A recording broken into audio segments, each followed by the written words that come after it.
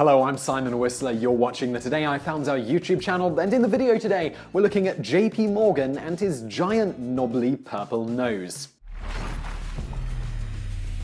John J.P. Morgan is a name synonymous with business, a man who was so respected and influential in the spheres of business and finance that the appearance of the guy on the Monopoly board, Rich Uncle Pennybags, is thought to have been based on him. But rather than talk about how Morgan accumulated his truly vast amount of wealth, how he was such a powerful force in the world of finance that he once rescued the United States government from bankruptcy in 1893, or that time in 1907 when he managed to stop the Wall Street panic of 1907, which might have otherwise plunged the US into a depression, and the result of which inspired the creation of the Federal Reserve System for when someone like JP Morgan wasn't around to fix the situation, or that time he financed Thomas Edison in the invention of a commercially viable light bulb and helped form General Electric, or any of the other of his countless history-changing business conquests. No, we're going to talk about something much less well known about this admiral of industry, his giant nose. Now, given the list of accomplishments attributed to Morgan and the ridiculous amount of power he wielded during his lifetime,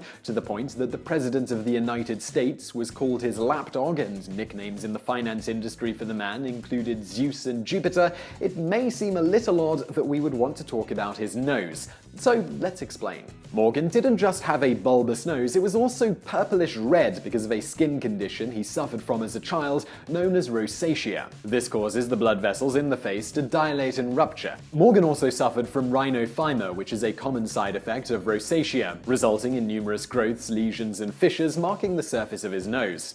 But here's the thing, almost nobody in America during Morgan's lifetime was aware of any of this. Impressive considering he was one of the most famous business magnates in the world for not an insignificant portion of his life. Morgan was largely able to avoid having the general public know about his condition by being absolutely terrifying both in private and public. Standing at an intimidating 6 foot 2 inches tall, the average male height in the US at the time was 5 foot 7 inches or 170 centimeters, and in Europe 5 foot 5 inches or 165 centimeters, with massive shoulders and piercing eyes some have likened to those of a magpie. Few people dared approach Morgan in public, and fewer still dared to do so with a camera. Out of fear, Morgan would quite literally attempt to beat them half to death in the street. This may sound like hyperbole, but Morgan was known to violently lash out at anyone who attempted to take his photo without his permission, so much so that one of the few unofficial pictures we have of him actually shows him in the middle of swinging his walking stick at the cameraman's face. While conducting business, Morgan was decidedly less violent, but was still feared by those who had to deal with him due to his infamously short temper. Morgan hated long meetings and would often seemingly make snap judgments about business deals and people, sometimes throwing the latter out of his office mere seconds after meeting them.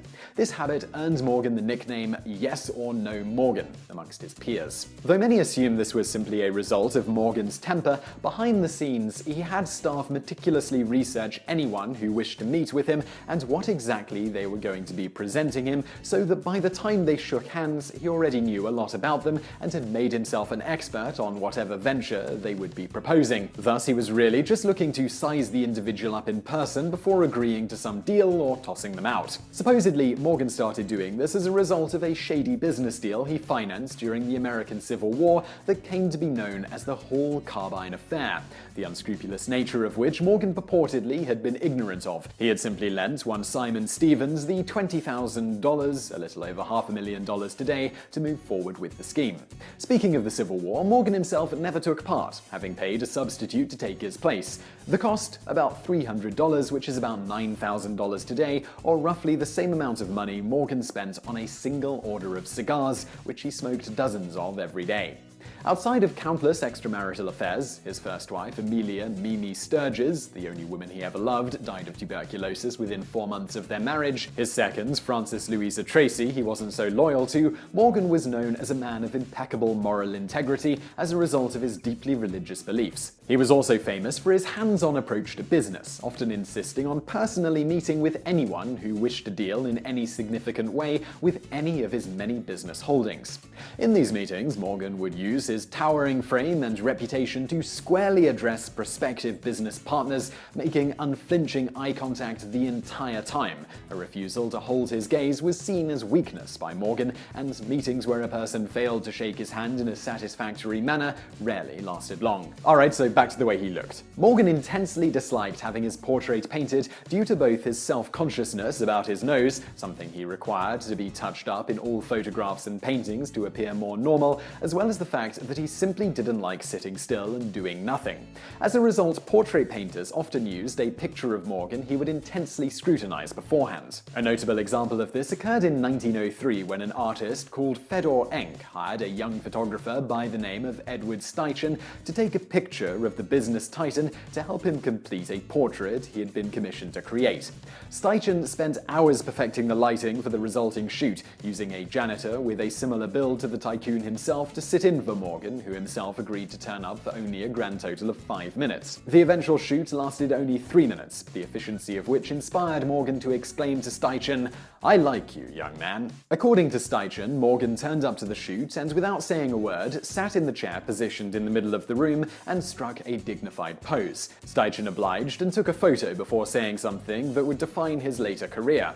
"Would you mind moving your head?" Morgan answered the question with a withering glare that Steichen managed to quickly capture with a second photo before Morgan could change his expression. Morgan then stood up, paid Steichen $500, about $13,000 today, and after a brief exchange left. Knowing Morgan's sensitivity about his nose, Steichen touched up the two photos as best he could to make the protuberance look more normal. He then took the photos to Morgan to show him the result. Morgan loved the first, ordering a dozen copies and ordering that Fedor Enck use it as the basis for the aforementioned portrait. The second photo, however, was much closer to the stereotypical idea of J.P. Morgan, the ruthless robber baron. In fact, whereas the first photo showed Morgan as a dignified businessman, the second literally made him look like he was about to stab someone. You see, beyond his stern expression, it looked like he was holding a knife in his hand thanks to a quirk of the lighting which made the arm of the chair Morgan was holding look like a small dagger. Morgan hated the photo and tore up the first copy he saw on the spot before throwing Steichen out of his office. Perhaps in an attempt to make sure the photo never saw the light of day, Morgan offered the photographer $5,000, $130,000 today, for the original print, which he never sold, as a way of annoying the banking behemoth for being so rude to him. When Morgan eventually requested copies of that second photo, Steichen agreed to send them over, but delayed doing so for 3 full years. As he said, "This was my rather childish way of getting even with him for tearing up that first proof." In the end, Morgan died with virtually nobody outside of his circle of friends and those he did face-to-face business with knowing how he truly looked, and it took years for actual, untouched photos of the man to see the light of day.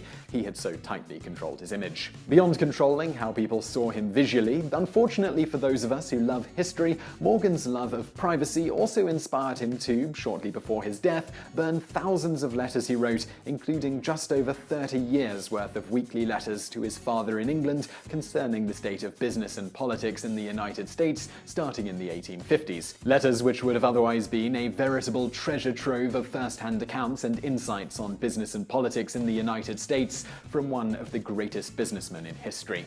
And now for a bonus fact. When Parcel Post Service first launched in America on January 1st, 1913, there were few guidelines on what could be mailed. As a result, a handful of parents, spotting a bargain, began mailing their children. The first known case of this was the child of Mr. and Mrs. Jesse Boge of Ohio, only a few weeks after the launch of Parcel Post. They sent their son to his grandmother's house for a fee of just 15 cents, or about $3.72 today. On January 27th, 1913, Mr. and Mrs. J.W. Savis of Pennsylvania mailed their daughter to relatives for a fee of 45 cents. More famously, 5-year-old May Piersdorf of Idaho was mailed on February 19th, 1914, 73 miles to her grandmother's house at a cost of just 53 cents, about $13.13 today. This was significantly cheaper than sending her on a passenger train, with the train ticket in question costing $1.55, according to the book Mailing May. May's case helped push forward an inquiry on the matter of mailing children and ultimately led to Postmaster General Albert Burleson declaring that, from that point forward, it was against the rules to mail human beings. Despite this, the practice continued for about 2 more years, finally stopping after an investigation into why 3-year-old Maud Smith of Missouri was allowed to be mailed to her grandparents' house in Kentucky. While you might have visions of children being put in boxes with holes on the side for air, this was not how the children were mailed. The appropriate number of stamps were simply affixed to their clothing,